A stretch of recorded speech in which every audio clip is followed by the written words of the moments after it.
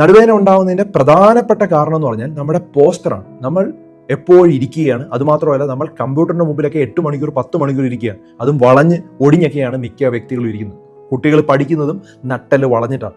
അതുപോലെ നമ്മളൊരു വെയിറ്റ് എടുക്കുന്ന സമയത്ത് നിന്നുകൊണ്ട് എടുക്കും. ഇത് തെറ്റാണ്. നമ്മുടെ നട്ടൽ എന്ന് പറഞ്ഞാൽ നടുക്കൂടെ പോകുന്ന എല്ലുകളാണ്. അതിനെ സപ്പോർട്ട് ചെയ്യുന്നത് മസിൽസുകളാണ്. തൊട്ടടുത്തിരിക്കുന്ന അപ്പുറത്തും ഇപ്പുറത്തിരിക്കുന്ന മസിലുകൾ.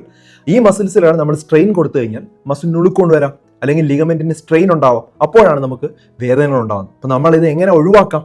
നമ്മൾ ഇരിക്കുന്ന പോസ്റ്റർ കറക്റ്റ് ചെയ്യുക. സ്ട്രെയിറ്റ് ആയിരിക്കണം. എപ്പോഴും നമ്മൾ സ്ട്രെയിറ്റ് ആയിട്ട് ഇരിക്കുക. അതുപോലെ കമ്പ്യൂട്ടർ കണ്ണിൻ്റെ ലെവലിലാണ് ഇരിക്കുക. ഇടയ്ക്കിടയ്ക്ക് എഴുന്നേറ്റ് നടക്കാനായിട്ട് നോക്കുക. എല്ലാ ദിവസവും 15 മുതൽ 30 മിനിറ്റ് വ്യായാമം ചെയ്യുക. മസിൽസിന് സ്ട്രെങ്തൻ വരണം. അത്തരത്തിലുള്ള ഒത്തിരി വ്യായാമങ്ങൾ ഞാൻ ഡീറ്റെയിൽ ആയിട്ട് ചെയ്തിട്ടുണ്ട്. ബാക്ക് മസിൽസ് എങ്ങനെ സ്ട്രെങ്തൻ ചെയ്യാമെന്നുള്ളത്. ഒരിക്കലും നിന്നുകൊണ്ട് വെയിറ്റ് എടുക്കരുത്. നമ്മൾ ഇരുന്ന് മുട്ടുകുത്തി ഇരുന്നിട്ട് വേണം വെയിറ്റ് എടുക്കാൻ. അതുപോലെ ഒറ്റയടിക്ക് വലിയ വലിയ വെയിറ്റുകൾ എടുക്കരുത്. ബാക്ക് പെയിൻ ഉണ്ടാവും. ഇതുപോലുള്ള കാര്യങ്ങൾ ശ്രദ്ധിച്ചു കഴിഞ്ഞാൽ നമുക്ക് ബാക്ക് പെയിൻ അല്ലെങ്കിൽ നടുവേദന നമ്മുടെ ജീവിതത്തിൽ നിന്ന് മാറ്റി നിർത്താനായിട്ട് പറ്റും. എല്ലാ ബാക്ക് പെയിനുകളും ഡിസ്ക് ബൾജോ, ഡിസ്ക് പ്രൊലാപ്സോ അല്ലെങ്കിൽ ഡിസ്ക് ഹെർണിയേഷനോ അല്ല എന്ന് വ്യക്തമായി മനസ്സിലാക്കുക. ഇതുപോലുള്ള നമ്മുടെ ചില ഹാബിറ്റ് കാരണമാണ് നടുവേദനകൾ ഉണ്ടാകുന്നത്. അത് ഒഴിവാക്കുക. അതുപോലെ തന്നെ കിടക്കുമ്പോൾ വളരെ പഞ്ഞിയുള്ള മെത്തകളിൽ കിടക്കുന്നത് നല്ലതല്ല. ഒരു കട്ടിയുള്ള മെത്തയിൽ കിടക്കുന്ന ബാക്ക് സപ്പോർട്ടുള്ള ഇപ്പോൾ പല മെത്തകളിലും അത് എഴുതിയിട്ട് വരുന്നുണ്ട്. അപ്പോൾ അത്തരത്തിലുള്ള മെത്തകളിൽ വേണം നമ്മൾ കിടക്കാനായിട്ട്. ഈ ഒരു കാര്യവും വ്യക്തമായി മനസ്സിലാക്കുക. ധാരാളം ആളുകളുടെ അറിവിലേക്ക് ഇത് ഷെയർ ചെയ്തു.